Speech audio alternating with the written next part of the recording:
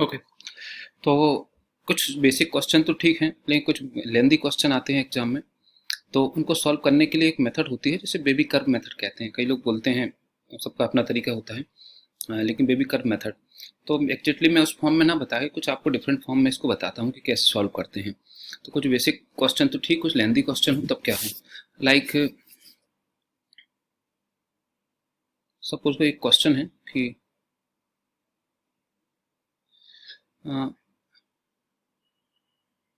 X plus 2 का square x plus 4 upon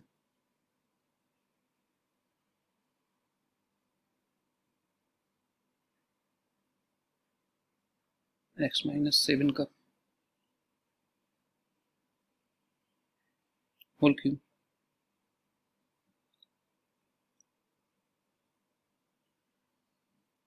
x plus 5 का whole square greater than equal to 0।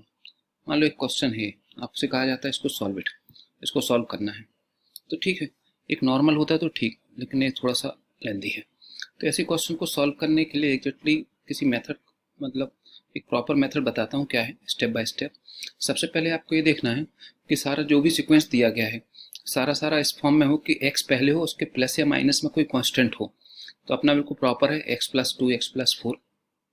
तो step first में क्या करना है कि स्टेप फर्स्ट फाइंडिंग रूट्स।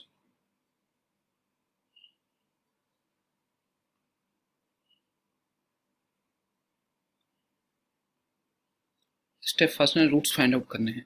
तो यहाँ पर जो एक्स के रूट्स हैं वो हैं आपके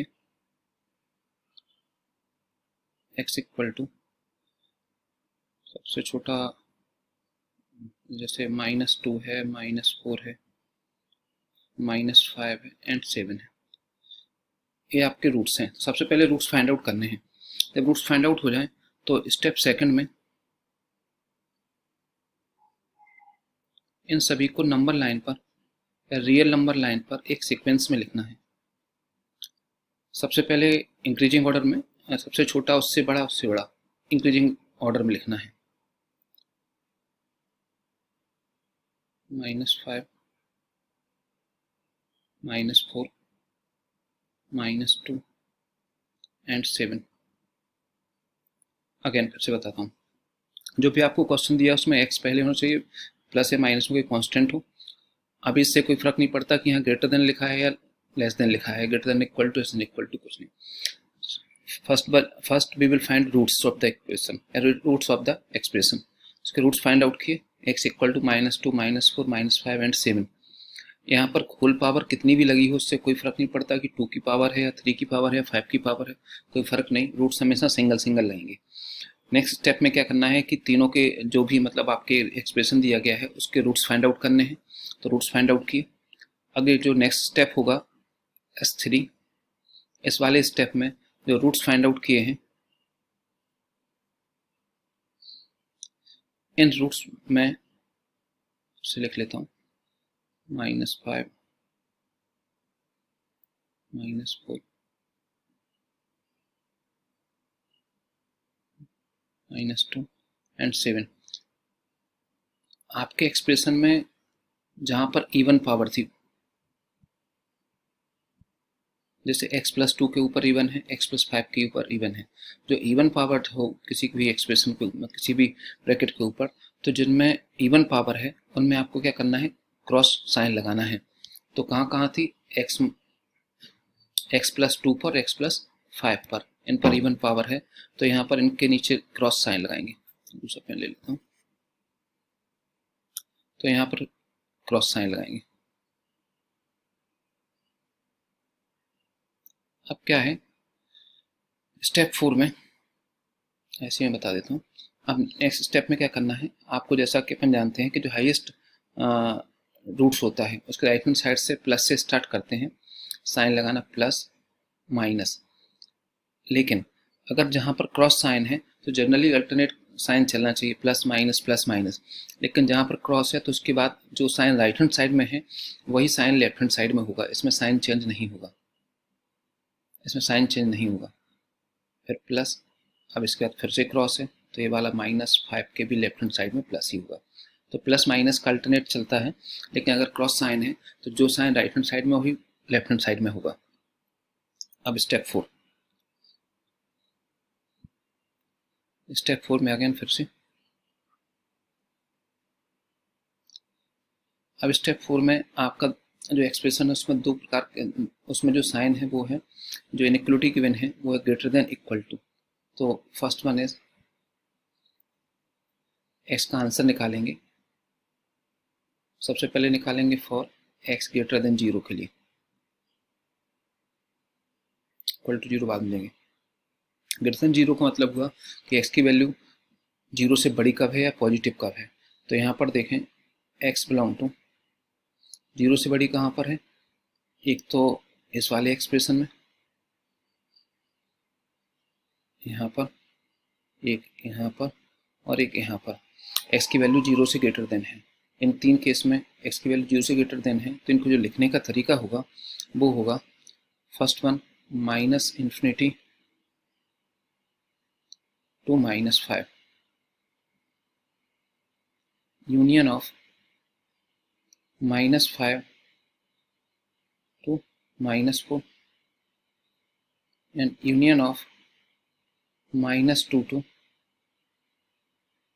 7। ये आपके लिखने का तरीका होगा। अगेन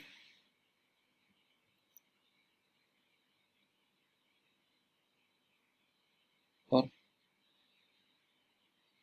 x इक्वल टू 0 और x greater than equal to 0। Greater than 0 के लिए तो ये आ गया। अब ग्रेटर देन इक्वल टू 0 के लिए देखना है कि कौन कौन सी वैल्यू आपके आंसर में इंक्लूड है। तो इसमें देखा जाए तो कौन कौन सी वैल्यू इंक्लूड है, ये है x इक्वल टू -2 और x इक्वल टू -4। इस एक्सप्रेशन में अगर x इक्वल टू -2 पुट करते हैं तो भी इसका आंसर 0 आता है, और x इक्वल टू -4 रखते हैं तो भी इसका आंसर 0 आता है। तो इसका मतलब ये कहलाया कि इस फाइनल आंसर में x इक्वल टू -2 और x इक्वल टू -4 इंक्लूड है। तब आपका आंसर हुआ x बिलोंग टू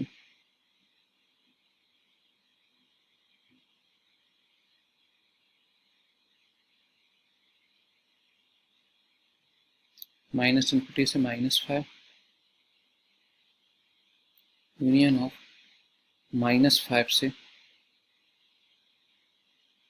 -4। अब जो -4 है इस पर क्या होगा, इस पर लग जाएगा क्लोज इंटरवल, चूंकि आंसर में इंक्लूड है तो यहाँ पर क्लोज इंटरवल आएगा। सिमिलरली यूनियन ऑफ -2 से -2 भी आंसर में इंक्लूड है, -2 पर भी क्लोज इंटरवल होगा और वो होगा -2 से 7। तो जो आंसर में इंक्लूड है ये आपका फाइनल आंसर है। लेकिन आप चाहो तो बिल्कुल आंसर को और थोड़ा सा मिनिमाइज कर सकते हो। कैसे, यहाँ समझते हैं। फाइनल आंसर जो, वैसे तो ये भी आंसर है, एक आंसर को और मिनिमाइज कर सकते हैं। ऐसे कर सकते हैं कि x बिलोंग टू, ये क्या है -5 और फिर -5 से -4, तो ये -5 दोनों जगह है और बीच में यूनियन का साइन है। तो मैं चाहूँ तो आंसर को ऐसे लिख सकता हूँ कि -∞ to -4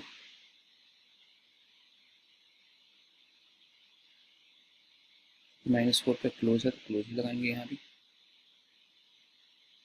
और यूनियन ऑफ -2 से -7।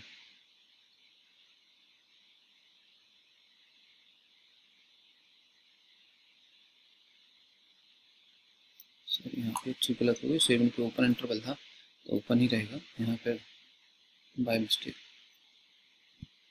क्लोज करके क्लोज नहीं ओपन ही रहेगा।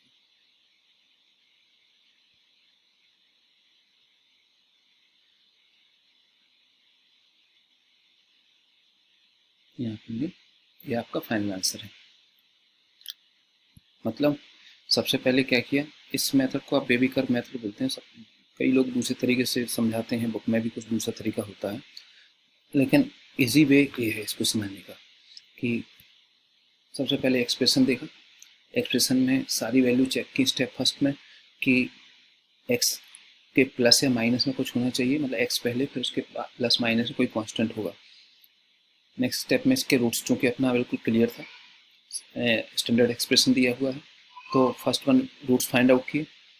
सेकंड स्टेप में रूट्स को इंक्रीजिंग ऑर्डर में लिखा। थर्ड स्टेप में रूट्स में देखा कि स्टेप थर्ड में रूट्स में चेक किया कि हाँ, रूट्स में स्टैंडर्ड ऑर्डर में लिखने के बाद जो हाईएस्ट रूट्स है उसके राइट हैंड साइड में प्लस फिर माइनस फिर प्लस किया, लेकिन उससे भी पहले एक्सप्रेशन में देखा कि इवन पावर किस किस रूट्स की है, तो जिन रूट्स की इवन पावर थी उनके नीचे क्रॉस का साइन लगाया। अब जब हाईएस्ट जो रूट्स है उसके राइट हैंड साइड से प्लस साइन लगाया, प्लस माइनस का अल्टरनेट होता है, लेकिन जहाँ पर क्रॉस साइन है तो चूंकि -2 पे क्रॉस है और -5 पे क्रॉस है, तो -2 के राइट हैंड साइड में जो साइन है वही साइन उसके लेफ्ट हैंड साइड में होगा। सिमिलरली जो -5 है उसके जो राइट हैंड साइड में है वही लेफ्ट हैंड साइड में साइन होगा। अब चूंकि आपका expression greater than equal to था तो ग्रेटर देन के लिए फाइंड आउट किए, ए ग्रेटर देन के लिए, ग्रेटर देन मतलब जहाँ जहाँ पॉजिटिव हो रहा है, जहाँ वैल्यू इंक्रीज हो रही है, उसके लिए फाइंड आउट किया। फिर ग्रेटर देन इक्वल टू का मतलब ये हुआ कि जो आंसर में गिवन है, जो मतलब इन द सेंस कि जिन्हें पुट करने पर आपका एक्सप्रेशन 0 आंसर दे रहा है, वो वाली वैल्यूज, तो -4 और -2 पुट करने पर 0 दे रहा था, तो -2 और -4 पर क्लोज ब्रैकेट आया। अब ये फाइनल आंसर था, लेकिन इसको थोड़ा सा और मिनिमाइज किया कि चूंकि -∞ से -5 और -5 से -4 था, तो मैं डायरेक्ट चाहूँ तो -∞ से -4 लिख सकता हूँ, जहाँ 4 पर क्लोज इंटरवल है। ये अपने को ध्यान रखना है।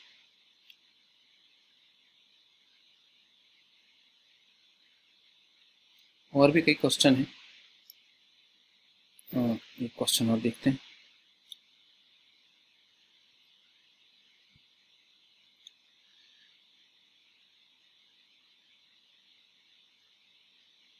क्वेश्चन है कि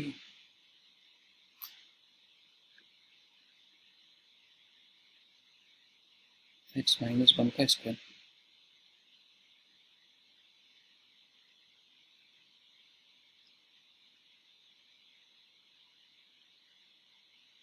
x-7 का cube 2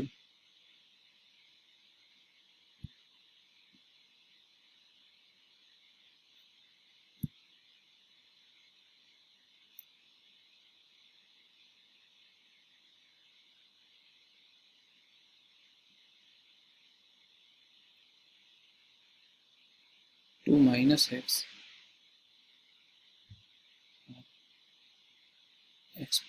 + 10 greater than equal to 0। ये आपका क्वेश्चन है।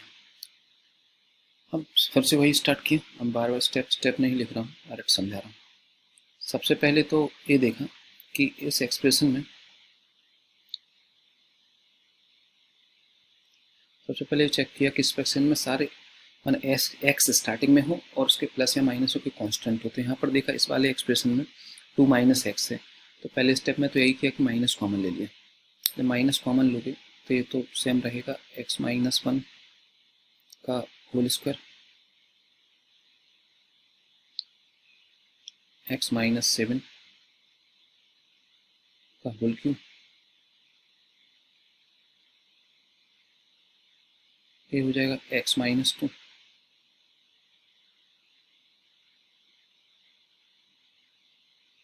नेक्स्ट वन इज x + 10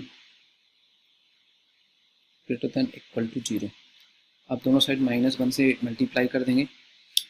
-1 से जैसे ही आपने इसमें मल्टीप्लाई किया तो ये हो जाएगा